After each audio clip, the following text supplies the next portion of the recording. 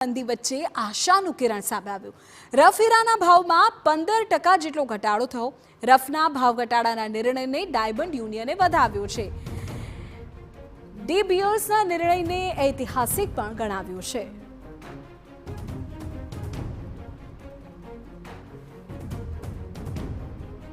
મંદીનો માહોલ હોય છે ત્યારે ડીટીસી માર્કેટને કંટ્રોલ કરવા માટે રફની પ્રાઇસની અંદર અપ એન્ડ ડાઉન કરતા હોય છે।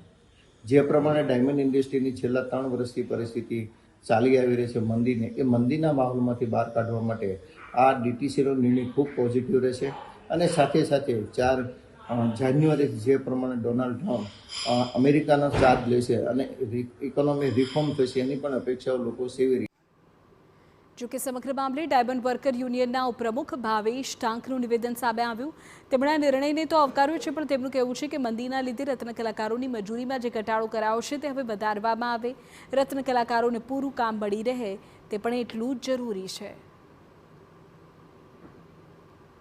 ખૂબ જ છે, મંદીથી કારીગર પીસાઈ રહ્યા છે, તો જેમ માલિકોના જે પરિવારો છે એ રીતે જ રત્ન કલાકારોના પણ પરિવારો છે। તો તમામ ઉદ્યોગપતિઓને આપના માધ્યમથી જણાવવા માગું છું કે ડીબીએસે સારો નિર્ણય કર્યો છે, આવકાર્યદાયક છે, ઇન્ડસ્ટ્રીઝને ફાયદો થશે, તો સાથે સાથે રત્ન કલાકારોને પણ થોડો ફાયદો થાય એવી હું આશા રાખું।